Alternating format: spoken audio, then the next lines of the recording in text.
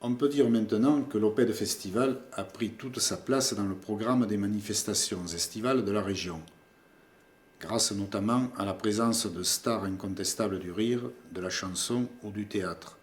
Quels sont vos arguments pour faire venir ces gens-là à Oped, qui plus est bénévolement? D'abord, je les appelle en leur disant: est-ce que tu es au courant J'ai pas fini ma phrase que je dis: oui, oui, je sais, je connais l'histoire, pourquoi, le comment, etc. Donc, est-ce que tu es libre à telle période pour faire un spectacle? Alors là, on voit si vraiment. Parce que ceux qui me disent: écoute, je vais regarder mon agenda, je suis pas sûr, tu sais que c'est bénévole. Oui, oui, oui, oui, oui, oui. Je vais regarder, je te rappelle. Alors, ceux qui me rappellent, ça va, c'est formidable. Ceux qui ne me rappellent pas sont ceux qui, effectivement, soit veulent pas venir, soit ils ont d'autres occupations réellement, donc c'est ça. Mais tout de suite, on sent si ça vient du cœur ou pas. Parce qu'au fond, c'est ça la vraie question. C'est tout de suite. C'est tout de suite. Voilà. Ceux qui disent: écoute, je vais voir, c'est un peu compliqué. Donc en général, c'est tout de suite. Et voilà. Et tous ceux qui sont déjà venus viennent par amitié et puis pour l'idée qui les séduit, ils trouvent ça formidable de faire ça. Alors voilà les raisons. On ne peut bien se moquer que de ceux qu'on aime. Qu'est-ce qui vous séduit dans le personnage du maire, Albert Calvo? Eh bien, c'est que je trouve que c'est une vraie figure, une personnalité locale. Là, on l'a dit ensemble. Et Michel Loeb, Michel Leb. Michel Loeb, Michel Leb, pour ceux qui ne connaissent pas, c'est grâce à Michel Loeb que je suis ici dans cette région. C'est lui qui m'a appelé un jour pour venir restaurer cette chapelle. D'abord par amitié, il m'a dit: viens passer un petit week-end. Et puis tu me dis: je te parlerai d'un truc. Et je suis allé là-haut et j'ai vu et j'ai dit: c'est magnifique. Et j'ai vaincu. Et c'est Michel donc, qui est à l'origine de tout. Oui, le maire, puis il a une personnalité locale comme ça, il a une truculence, une voix, c'est pour un imitateur, c'est un petit cadeau, quoi, parce que on peut utiliser tous ces travers, cet accent rocailleux qu'il a pour le tourner en caricature et en dérision, et ça c'est le but de l'imitation, c'est ça. Donc voilà. Et je dois dire que maintenant, c'est devenu récurrent chaque année depuis 17 ans. Ça fait partie du spectacle. Si je ne le fais pas, c'est l'ouverture. C'est l'ouverture. Il manque quelque chose. Voilà. T'es attendu. Et c'est attendu. Si je ne le fais pas, je me fais siffler. Alors, il est toujours un peu ennuyé, le maire, mais au fond, il aime bien. Depuis le temps, 1995, vous avez tissé avec le public opédois des liens particuliers. Que se passe-t-il à Oped que vous ne pouvez pas ressentir ailleurs? Et je crois qu'à partir du moment où on s'implique dans la vie quotidienne des Opédois à travers la restauration de cette chapelle, il se passe quelque chose d'affectif, quoi. C'est un lien affectif qui s'est établi petit à petit et maintenant le fait de continuer, d'aller jusqu'au bout de cette aventure-là, d'aller jusqu'au bout de ce qu'on aime faire et qui donne un vrai plaisir à ce qu'on fait, ça crée des liens forts avec le village. Alors moi je suis pas du genre à m'étaler, à me montrer, à en rajouter et aller dire à tout le monde: vous avez vu, ça reste, j'aime pas trop ça. Donc ça se fait d'une manière presque pas dite entre les gens et entre le village et la chapelle, et donc ce lien-là, je suis assez heureux de faire en sorte qu'il existe. Mais c'est tout à fait... c'est pas une obsession, ce lien. Moi, ce qui m'intéresse, c'est d'aller jusqu'au bout de ça, de la restauration. Concernant la collégiale, quels sont les prochains travaux de restauration que financera votre association et quand débuteront-ils?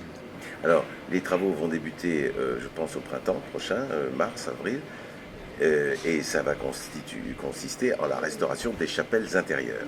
Les petites chapelles, il y a 5 chapelles intérieures importantes, plus la nef. Donc ça c'est très long, hein. C'est du travail, ça demande du temps et de l'argent.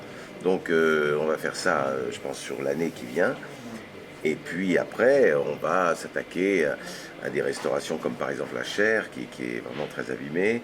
et puis continuer et à apporter des plus à ce lieu-là, des plus comme par exemple des œuvres contemporaines qui fait obséder, et pour lui donner un cachet supplémentaire, y ajouter des œuvres réalisées par des peintres contemporains.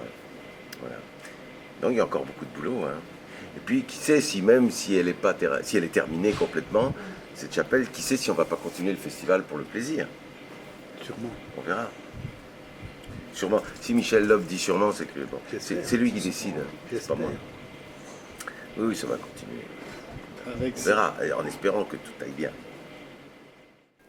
Avec cette 4e édition, l'Opède Festival a-t-il trouvé sa formule définitive?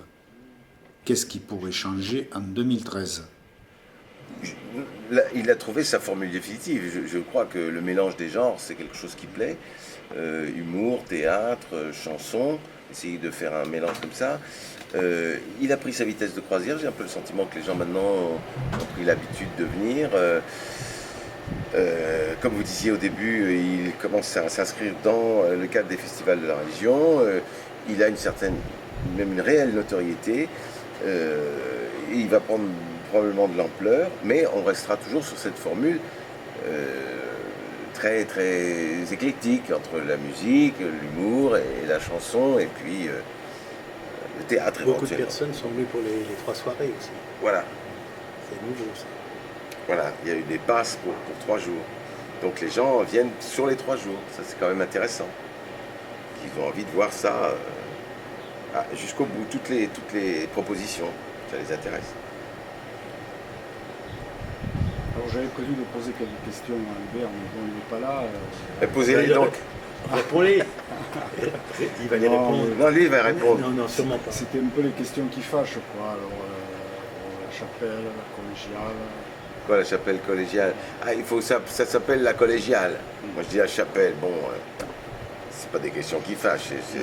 C'est vraiment très, très anecdotique. Oui. Mais bon, moi, j'appelle la chapelle d'Alidon. C'est joli, la collégiale. La collégiale, c'est joli, mais vous savez, les gens, ils savent pas trop ce que c'est qu'une collégiale. Moi, j'utilisais, maintenant, je fais attention, mais j'utilisais aussi le terme de chapelle. Ben voilà, Ça me convenait tout à à fait. défaut de dire cathédrale ou basilique. Et en ce qui concerne l'éclairage, Alors l'éclairage, ça, monsieur le maire m'a promis que l'année qui vient, dans l'année prochaine en tout cas, elle serait parfaitement éclairée. Et avec force de lumière, etc., etc. Ils vont renforcer l'éclairage qui n'est pas beau. Parce que c'est des LED, et les LED, ça donne un éclairage un peu terne, un peu grisâtre, qui n'est pas beau, et on ne sait pas trop ce que c'est. C'est mal éclairé, surtout. C'est pas bien réparti. On ne situe pas. Voilà.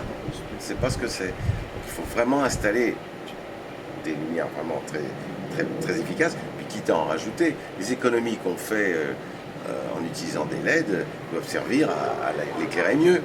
Voilà. Quelle est la dernière histoire belge ou histoire drôle? conclure l'interview. La dernière histoire. Oh. Quel cool. Ben là, Michel, il en connaît les histoires. Il est con. Ben, je sais pas, je sais pas si elle est drôle. C'est un tout petit vieux qui va chez le médecin et il dit: docteur, quand je fais l'amour, j'entends des sifflements. Le médecin lui dit: vous voulez pas des applaudissements non plus?